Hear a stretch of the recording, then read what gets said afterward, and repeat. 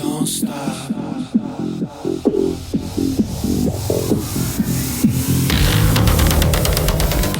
Hi, thanks so much for joining me in the Everything and Anything in a Bit Gay podcast. I'm your host, Zach Randles-Friedman. Today, I want to talk a little bit about, the process of coming out and being honest with yourself, coming out of the closet and admitting not just to yourself, which is hard, but also admitting to other people that you are part of the LGBTQ plus community. So whether you're a gay man, a bisexual woman, you're a lesbian, you're transgender, wherever you fall in the alphabet, you have to admit it to yourself first. And that can be an incredibly tough job to do. And I grew up south of Miami in the late 80s, early 90s. I was in high school. And, I would think about being gay. I was in complete denial with myself. I'm like, there's no way I'm gay. There was the whole AIDS crisis that was happening. Rock Hudson had AIDS and died of AIDS. So I'm like, if you're gay, you're going to get AIDS and die. That was what I thought, because that was what was being portrayed across media and back then. And it's I look back at that time and it was so sad.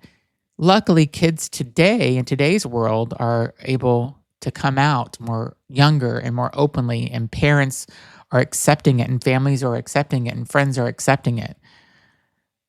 That being said, because of this current administration that we have, with all the anti-LGBTQ and the transgender bills that are trying to be passed to hurt the community, that is pushing people back into the closet. I think in a lot of ways, it's scaring people.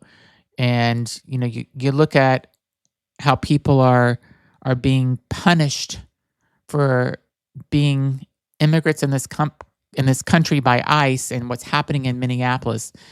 It's just like, what country are we living in? Like, how did we get here? Is what I often think of myself. But I feel very fortunate that my family and all of my friends, I did not have one friend whenever I told them that I was gay that said, I can't be your friend anymore. Not one.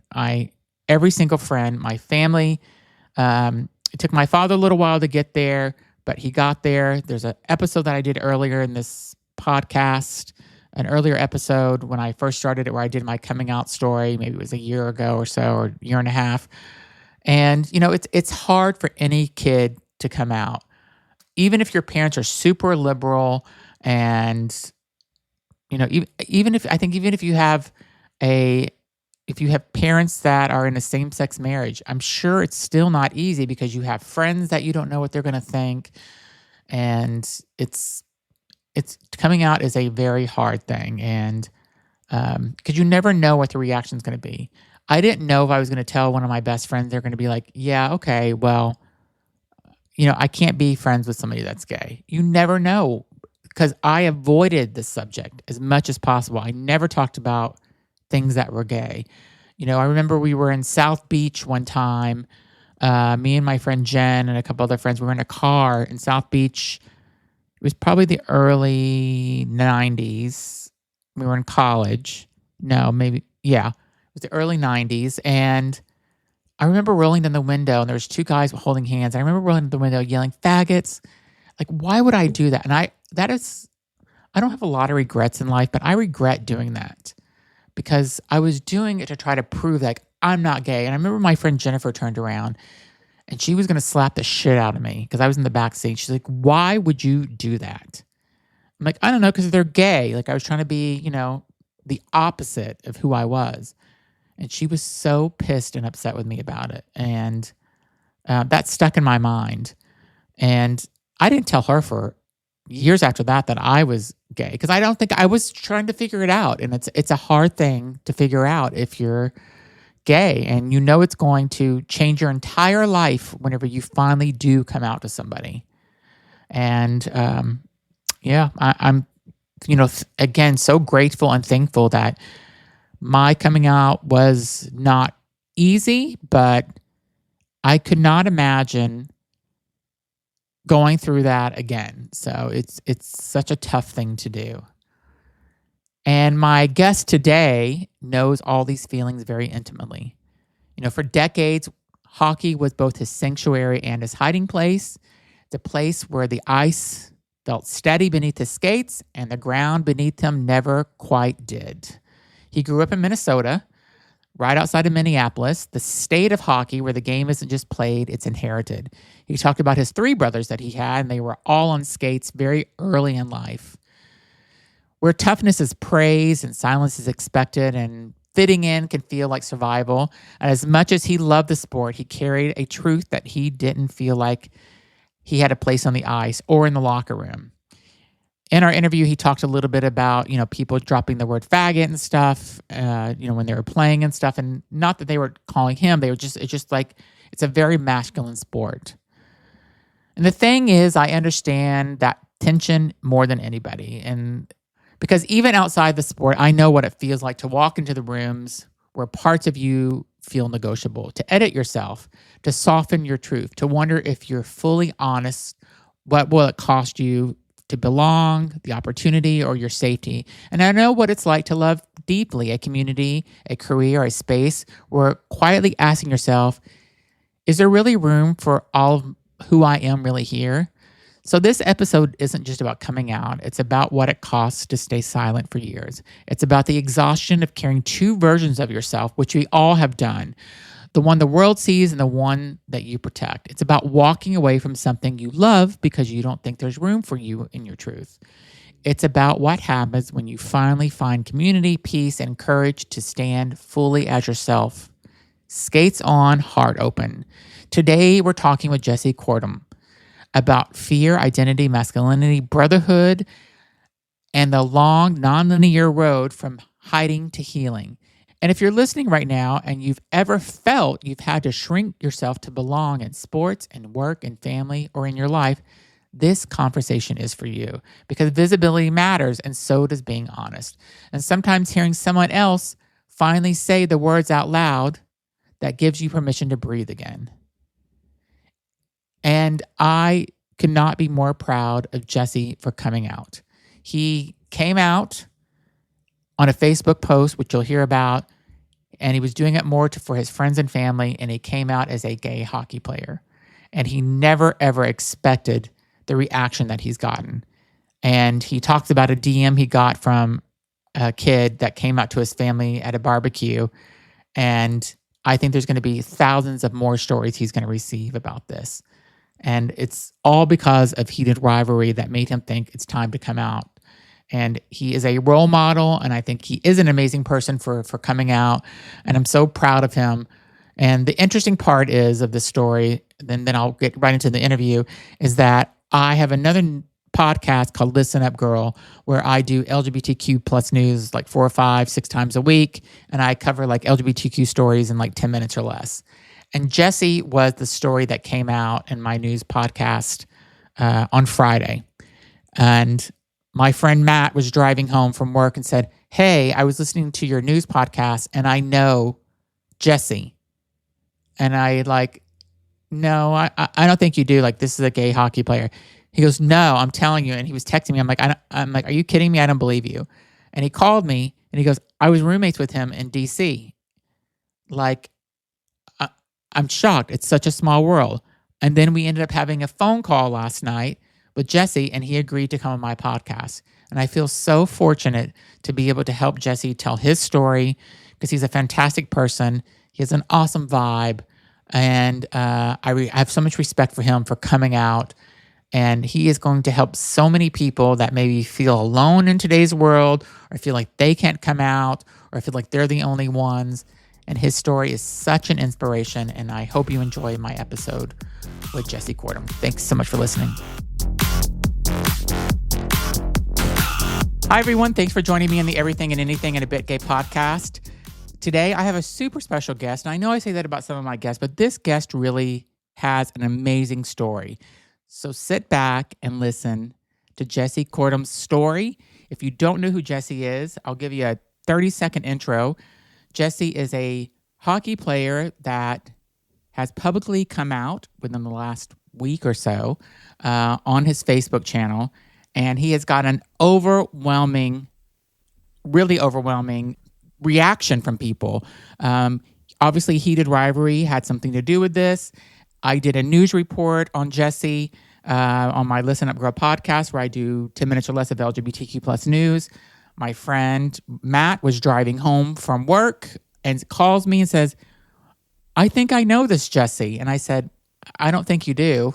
And they know each other. They're good friends. They're on text messages together. So welcome to the show, Jesse. Awesome. Thanks for having me, Zach. Yeah. So first of all, I'll just tell you when I did my news, I was so happy to see this because, I didn't know you. And I said, I'm so proud of you, Jesse. Like, this is what I said in my newscast because I'm so proud and glad that you're changing things. And we need more people like you in this world today to change things. So thank you for doing it. Absolutely. Yeah, no, it is something I've been, very private about for so long, but finally felt it was time to tell my story. Visibility matters, especially for younger people. So here I am standing on the shoulders of people that came before me to pave a better path. So hopefully I can do the same for younger queer hockey players. Awesome. And so tell me why, first of all, let's start off at the beginning. You grew up in Minneapolis, right? Or Minnesota? That's correct. Yeah, suburbs of Minneapolis. Yep. And so obviously it's a hockey town. You said you have 3 or 4 brothers. I have 3 older brothers. Yes, I'm the youngest of 4 boys. And you were all playing hockey? Yes. We literally, basically the minute you're born and you can walk, there's skates on your feet. So that's pretty much when you start. So, and so you were playing hockey, and at what point in your life did you kind of realize, oh, maybe I am gay, or maybe I like boys? Like when did you think that? Yeah, 6th, 7th grade. Okay.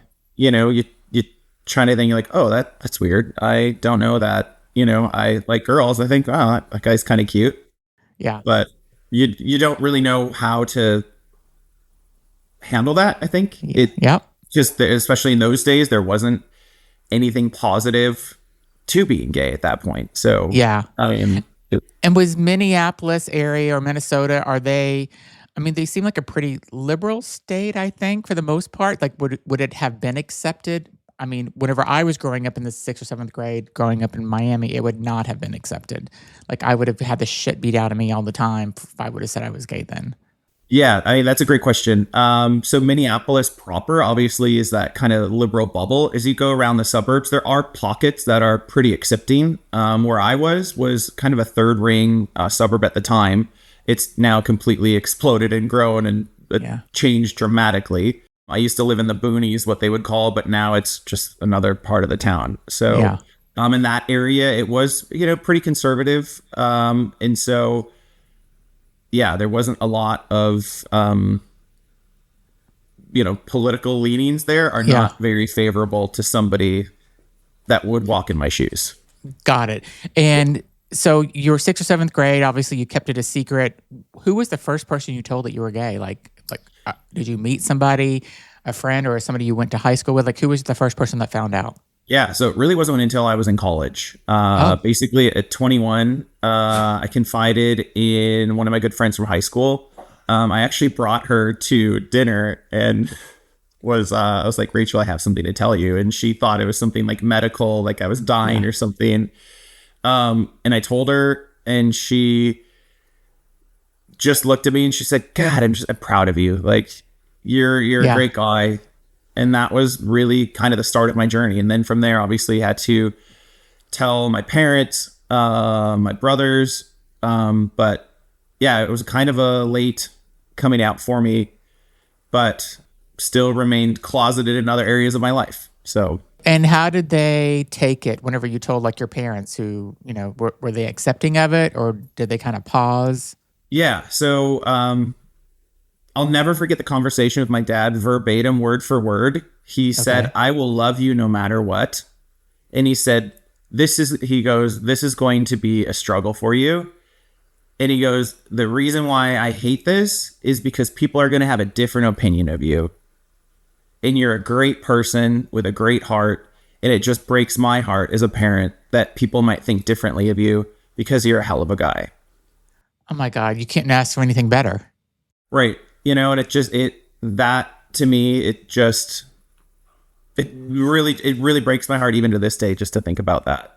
Yeah, I mean, it breaks my heart to think about it. I mean, you're so lucky because when I told my father, well, first of all, my mother asked me, and I had a bad roommate situation when I was living in South Beach in Florida, and I had to move back in with my parents for a little while during college. And my mother comes and says, "I need to ask you something." I'm like, "Oh shit! Like, don't ask me something you don't want to know." And she goes, "Well, your father wants me to ask you, like, are you gay?" And I said, "Yes." And she goes, "Oh my God, do you have AIDS?" And I said, "No, Mom." And then she goes, Do you want to be a woman?" And I said, "No, Mom, I'm just gay." And so she told my father, and again, I was living with my parents. And so me and my dad didn't talk for 6 months living in the same house Wow. together, which was very awkward. Wow. And then one day it was around Christmas time. I asked my mom, like, I think I'm leaving here for Christmas and going to stay with a friend or something. Like, I'm not going to be Yeah. here. It's too awkward. And then my dad came home from work, and I was in the kitchen, and he came and gave me a hug and said, "I love you no matter what." And then our whole relationship, I mean, my dad was very different than me when I was growing up. So, but our relationship made a complete turn, and we became closer than ever. So Wow. it's amazing. So like, Yeah. he accepted it. They didn't keep it a secret from anybody after that. My mom would slowly start telling her friends, they're like, "Yeah, we know. We knew he was gay since he was a child. So Yeah. we knew." I'm like, Okay." And I'm like, "Mom, you never knew?" She goes, "I never knew." But Wow. Yeah. And I think too, for a lot of parents, it's when your kid does come out, your parents do have that vision for you as a child. yep. If that makes sense. They want that wedding to that girl or Well, they wanted the grandchild. true. Exactly. So lucky for me, I have 11 nieces and nephews. So think I'm out Okay, of good. that, so. So, what kind of inspired you to write this Facebook post and put it out there? I mean, so I guess I'm assuming you watched Heated Rivalry and you Yes. loved it as much as everybody else is loving Yeah, it. And did you know when you were watching that you knew it was time? I did. Especially that last episode to watch the acceptance of Shane's mom and that conversation that completely broke me. I Yeah. sobbed and sobbed and sobbed in her statement of just saying, "I'm sorry you felt like you couldn't tell me." Like that really cut deep Yeah. with me, but it really sparked something in me having lived that closeted hockey player life. It made me just realize that in my life I was living really playing on two different rinks. Hmm. And so it I don't know, it stirred a lot of emotions in me. It really cut deep. It really spoke to me, obviously personally, living that dichotomy of being this athlete on the ice in this Yeah. masculine environment, but then having this love for a man. Yeah. And was there ever any other players that you thought, oh, maybe they could be gay and maybe I could, or maybe they would be okay with it if I was gay that you wanted to talk to? There was one player, I didn't think he was gay or anything, but I knew he was an advocate. We had carpooled together and he said something about, "Oh yeah, like one of my friends, blah, blah, blah, blah, blah. We did this tournament and he's gay." And I was like, okay. So I just kind of took note of that. Yeah. And then one day out of our hockey league, he's like, "Hey, man, I'm at Top Golf. Do you want to, like, let's just go to Top Golf." So, all right. Yeah. I met him at Top Golf, had a few beers, and then I just kind of like broke down. And it was like, "Yo, man, like, I got to tell you something. Like, this has been really close to, this is a really hard thing to talk about." And I even cried at Top Golf in public, which is a little bit embarrassing. But Yeah, no. he just looked at me and he said, "It's going to be okay, man. Like, hang in there." So Yeah. he was actually on my hockey league when I was living in Atlanta at the time. And so it just was time to confide in someone. I at that point, I had met the gay hockey tournament in 2017. I'd met the LA Blades and Cutting Edges through that tournament.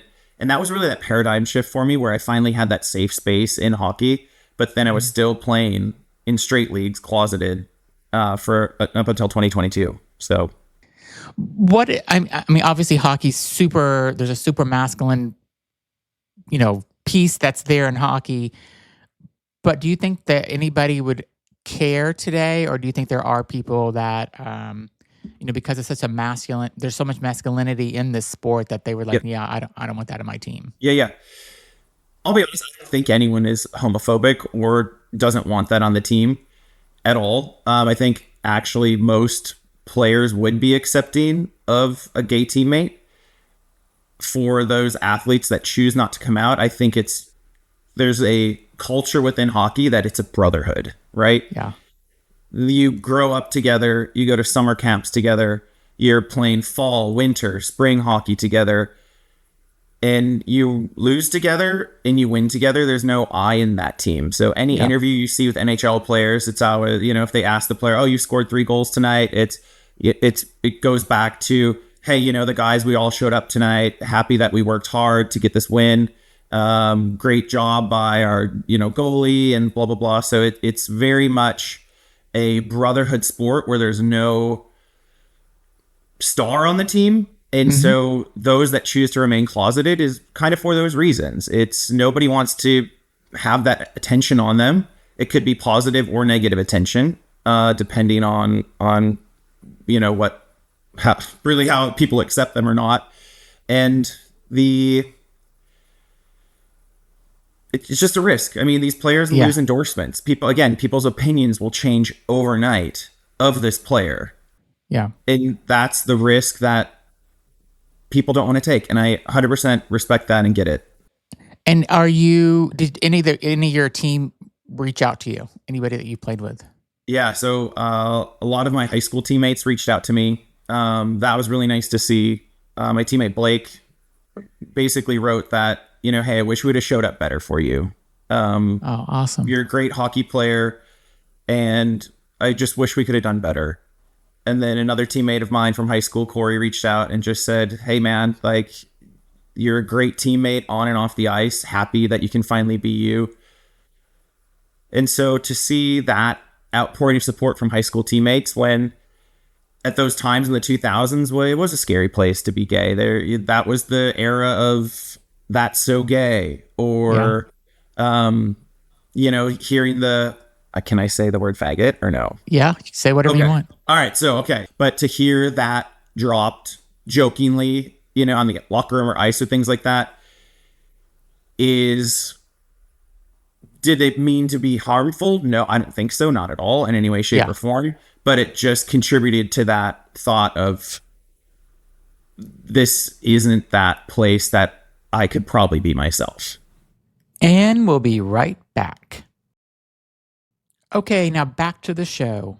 What do you think people outside the sport misunderstand the most about kind of playing a professional sport like hockey? And, overall, there's a lot of misunderstanding, I think. I think shows like Heated Rivalry, even though it's not a documentary, it's a story that was written from a book, but what do people misunderstand about it? Because I mean, you're saying that these are your brothers, and you guys all support each other. Is there anything that people may not understand that you wish they did? I mean, really, I kind of touched on that just in terms of the brotherhood, and there's no quote star on the team. Yes, you have the Sidney Crosbys, the Alex Ovechkins, the Connor Bedards that are the stars of these teams, right? But those are the ones that they don't live in the limelight. They're not out there boasting themselves. It's a very much a toned down stardom, if that makes sense. It's really a team mentality first, and it's what's best for the team, what's best for the guys on the team. And for that reason, a lot of them don't want to step out into that light. Yeah. What's been the most surprising post or response that you've gotten? Yeah, so last night, I've been overwhelmed clearly by... you didn't expect this at all to be this not big, at all. Did you? No. Okay. So I've been completely overwhelmed, but last night I was like, all right, I need to just post something else that, I thank you for the overwhelming support. Yeah. And proving that this conversation was necessary. I provided a lot of support for those that are still struggling. Trevor Project, National Suicide Prevention Hotline, Glad Media, as well as You Can Play, which is advocating for inclusivity in sports and safe sports. And on that post, somebody had written that they saw my story, and because of it, they came out to somebody at a family barbecue and they were accepted. And that, I sobbed. I'm not going to lie. I called my sister-in-law and read it, and I was like, this is what this is about. This is what I wanted. I want people to finally live their truth.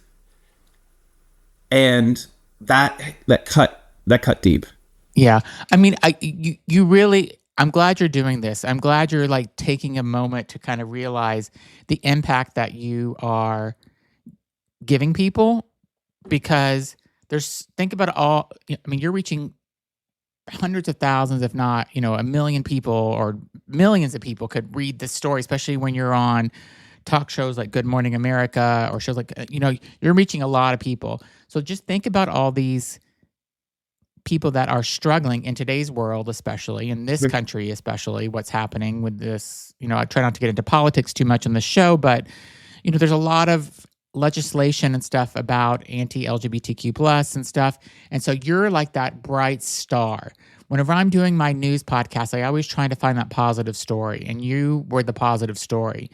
And if you think about all of the people that you're reaching, that kid that lives in Nebraska that is gay and can't come out, but yet, or feels like he's alone, like he's the only gay kid, you're giving him that hope. And you really, I hope you continue keeping that in the back of your mind, because I think what you did, it's just amazing. I think, and again, whenever I said the news, I said I was so proud of you, because people aren't doing what you're doing now. People are doing the opposite. People are going back in the closet. People are hiding because they're not sure what's going to happen.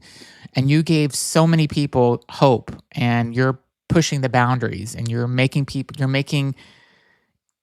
people together. So do you think, have you thought about that deeply? I haven't until I read that last night, to truly understand that visibility matters. My story matters. And it's not even about my story, I'll be honest. Like it's unreal. I don't know. It feels good. It feels good.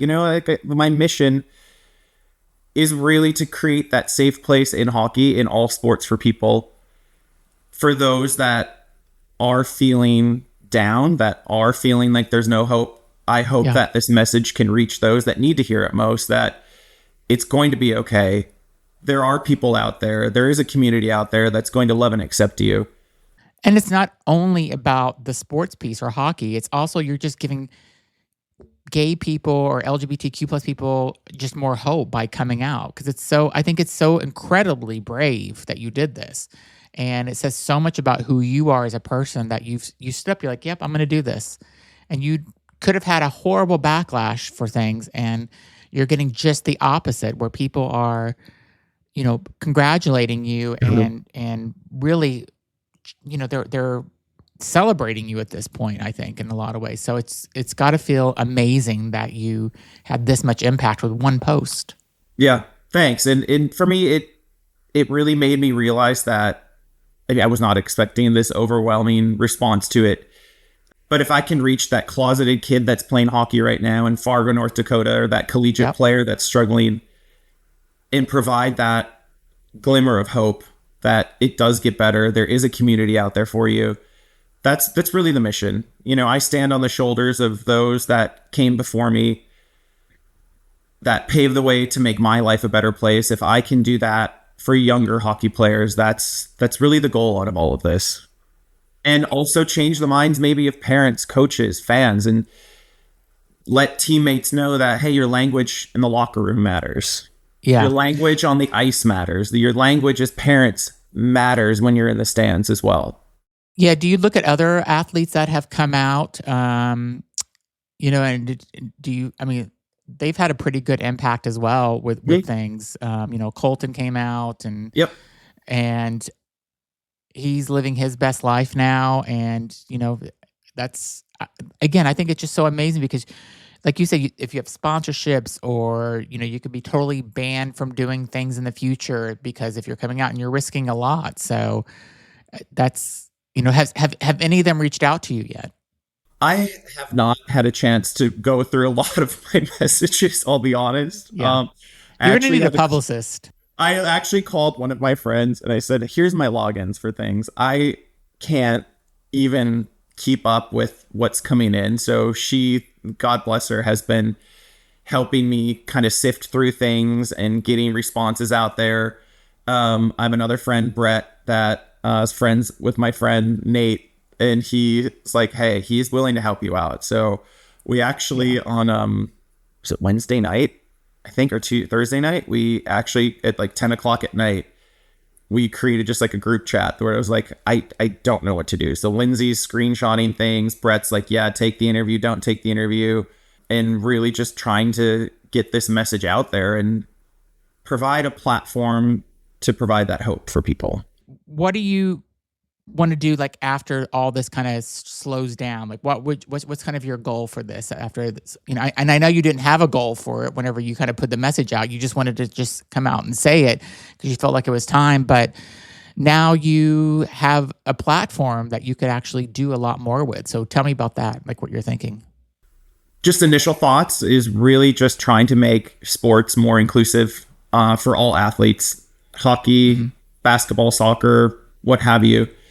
Making that a safe sport where every player can walk into that arena, that basketball court, get onto the soccer field, and just know that they can bring themselves, 110% of themselves, into that practice and into that game. So that's really the focus right now. If that means educating youth hockey associations on what does inclusivity or what does language look like and positive language, and other teammates or reaching teammates to be like, so hey, what if one of your teammates came and said he was gay? How would you handle that? What would your response be? Or that's really the goal right now is focusing on that safe place for athletes.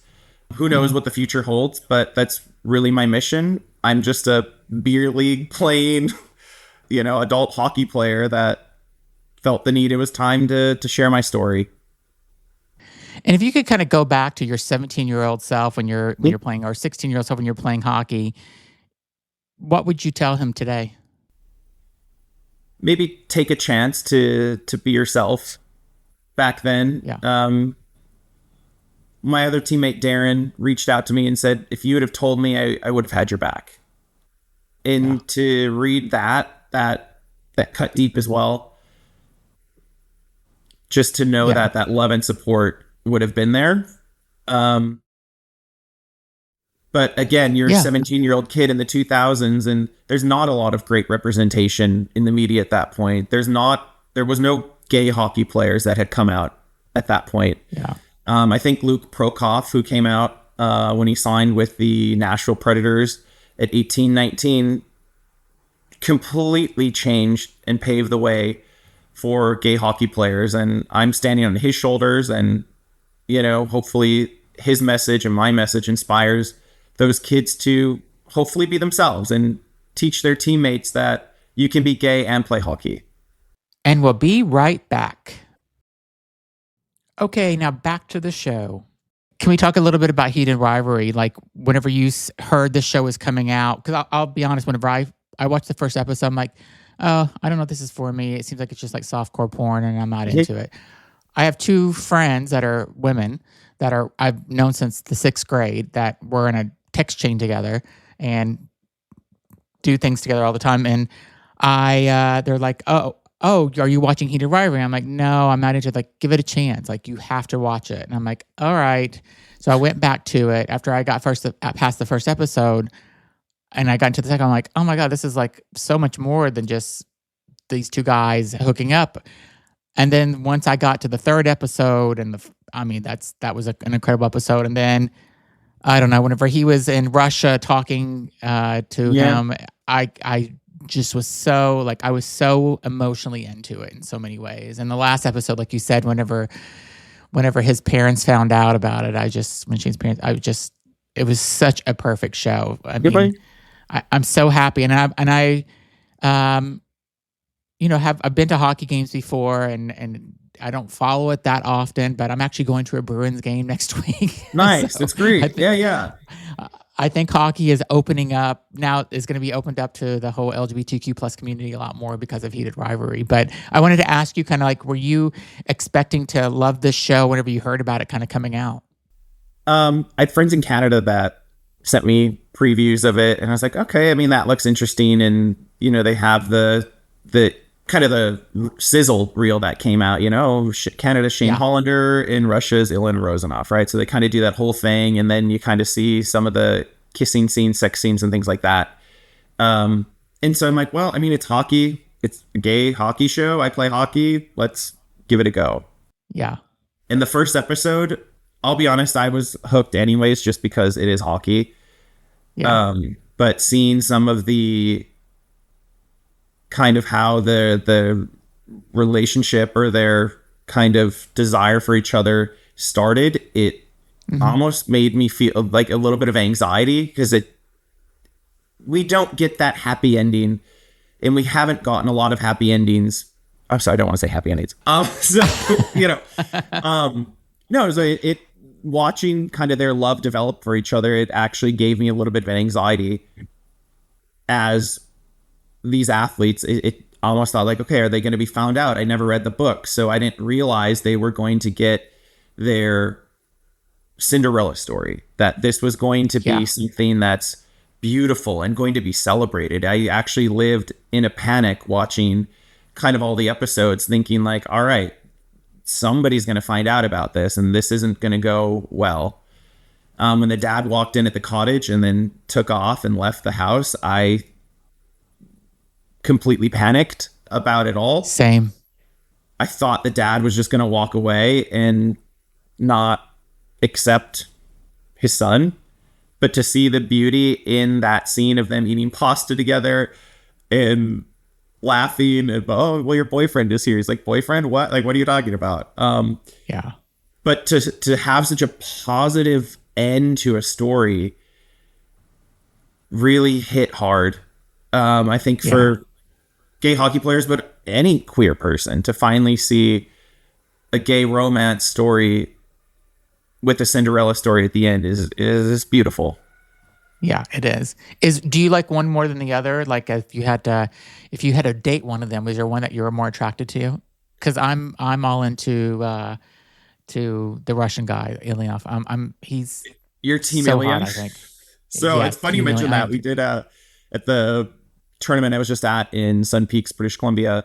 We printed off all the different signs of kind of all the characters, and so everybody lined up, or we walked to the locker room like, okay, who are you, team, Kip, are you team Ilias, Svetlana? They kind of went through all the characters. So I'm kind of open, but I mean, I gravitated more towards team Scott Hunter.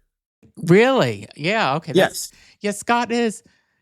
I've seen he did an interview with Andy Cohen, and I thought he did such a fantastic job on that interview. So and I also love it that the characters, even though people are speculating, well, actually the Scott Hunter player actually in real life came out and said he is bisexual. Yes. But the rest of them are not saying, really what they are, and people are dying to know and speculating what they are. So it's so interesting just how there's a culture shift now where, they're not saying who they are or what they are and stuff in real life. And I get why they don't want to, because they just kind of want to keep the fantasy out there and like not tell. And they're getting so much attention.